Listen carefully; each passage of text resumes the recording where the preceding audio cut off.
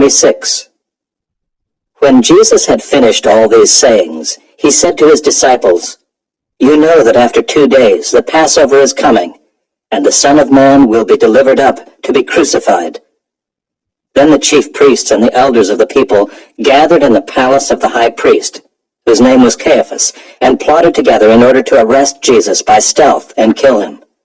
But they said, "Not during the feast, lest there be an uproar among the people." Now when Jesus was at Bethany in the house of Simon the leper, a woman came up to him with an alabaster flask of very expensive ointment, and she poured it on his head as he reclined at table. And when the disciples saw it, they were indignant, saying, "Why this waste? For this could have been sold for a large sum and given to the poor." But Jesus, aware of this, said to them, "Why do you trouble the woman? For she has done a beautiful thing to me. For you always have the poor with you, but you will not always have me. In pouring this ointment on my body, she has done it to prepare me for burial. Truly, I say to you, wherever this gospel is proclaimed in the whole world, what she has done will also be told in memory of her." Then one of the 12, whose name was Judas Iscariot, went to the chief priests and said, "What will you give me if I deliver him over to you?" And they paid him 30 pieces of silver. And from that moment he sought an opportunity to betray him. Now on the first day of unleavened bread, the disciples came to Jesus, saying, "Where will you have us prepare for you to eat the Passover?" He said, "Go into the city to a certain man and say to him, 'The teacher says, my time is at hand. I will keep the Passover at your house with my disciples.'" And the disciples did as Jesus had directed them, and they prepared the Passover. When it was evening, he reclined at table with the 12. And as they were eating, he said, "Truly I say to you, one of you will betray me." And they were very sorrowful, and began to say to him one after another, "Is it I, Lord?" He answered, "He who has dipped his hand in the dish with me will betray me. The Son of Man goes as it is written of him, but woe to that man by whom the Son of Man is betrayed. It would have been better for that man if he had not been born." Judas, who would betray him, answered, "Is it I, Rabbi?" He said to him, "You have said so." Now as they were eating, Jesus took bread, and after blessing it, broke it, and gave it to the disciples, and said, "Take, eat, this is my body."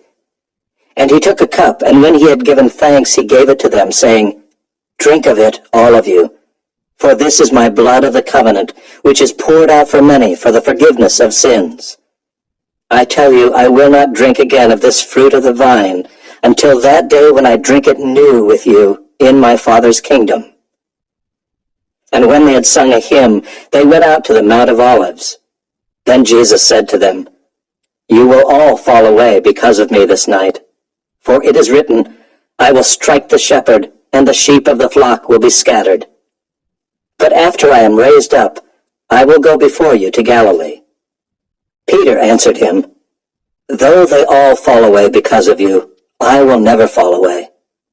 Jesus said to him, "Truly I tell you, this very night, before the rooster crows, you will deny me 3 times.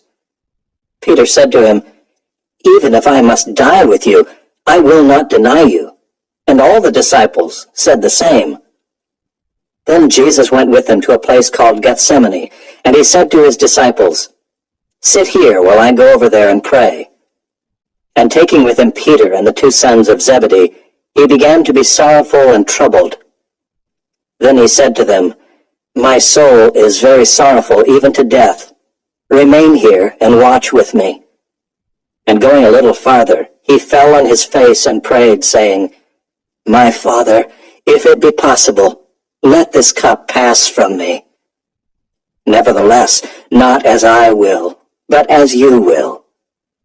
And he came to the disciples and found them sleeping. And he said to Peter, "So could you not watch with me 1 hour? Watch and pray that you may not enter into temptation. The spirit indeed is willing, but the flesh is weak." Again, for the second time, he went away and prayed, "My Father, if this cannot pass unless I drink it, your will be done." And again he came and found them sleeping, for their eyes were heavy. So, leaving them again, he went away and prayed for the third time, saying the same words again. Then he came to the disciples and said to them, "Sleep and take your rest later on. See, the hour is at hand, and the Son of Man is betrayed into the hands of sinners. Rise, let us be going. See, my betrayer is at hand." While he was still speaking, Judas came, one of the 12, and with him a great crowd with swords and clubs from the chief priests and the elders of the people. Now the betrayer had given them a sign, saying, "The one I will kiss is the man. Seize him." And he came up to Jesus at once and said, "Greetings, Rabbi." And he kissed him. Jesus said to him, "Friend, do what you came to do." Then they came up and laid hands on Jesus and seized him. And behold, one of those who were with Jesus stretched out his hand and drew his sword and struck the servant of the high priest and cut off his ear. Then Jesus said to him, "Put your sword back into its place, for all who take the sword will perish by the sword. Do you think that I cannot appeal to my Father, and he will at once send me more than 12 legions of angels? But how then should the Scriptures be fulfilled, that it must be so?" At that hour Jesus said to the crowds, "Have you come out as against a robber with swords and clubs to capture me? Day after day I sat in the temple teaching, and you did not seize me. But all this has taken place, that the Scriptures of the prophets might be fulfilled." Then all the disciples left him and fled. Then those who had seized Jesus led him to Caiaphas the high priest, where the scribes and the elders had gathered. And Peter was following him at a distance, as far as the courtyard of the high priest, and going inside, he sat with the guards to see the end. Now the chief priests and the whole council were seeking false testimony against Jesus, that they might put him to death. But they found none, though many false witnesses came forward. At last 2 came forward and said, "This man said, I am able to destroy the temple of God and to rebuild it in 3 days. And the high priest stood up and said, "Have you no answer to make?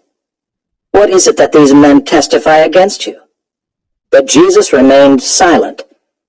And the high priest said to him, "I adjure you by the living God, tell us if you are the Christ, the Son of God." Jesus said to him, "You have said so. But I tell you, from now on, you will see the Son of Man seated at the right hand of power and coming on the clouds of heaven." Then the high priest tore his robes and said, "He has uttered blasphemy. What further witnesses do we need? You have now heard his blasphemy. What is your judgment?" They answered, "He deserves death." Then they spit in his face and struck him. And some slapped him, saying, "Prophesy to us, you Christ. Who is it that struck you?" Now Peter was sitting outside in the courtyard, and a servant girl came up to him and said, "You also were with Jesus the Galilean." But he denied it before them all, saying, "I do not know what you mean." And when he went out to the entrance, another servant girl saw him, and she said to the bystanders, "This man was with Jesus of Nazareth." And again he denied it with an oath, "I do not know the man." After a little while the bystanders came up and said to Peter, "Certainly you too are one of them, for your accent betrays you." Then he began to invoke a curse on himself and to swear, "I do not know the man." And immediately the rooster crowed, and Peter remembered the saying of Jesus, "Before the rooster crows, you will deny me 3 times." And he went out and wept bitterly.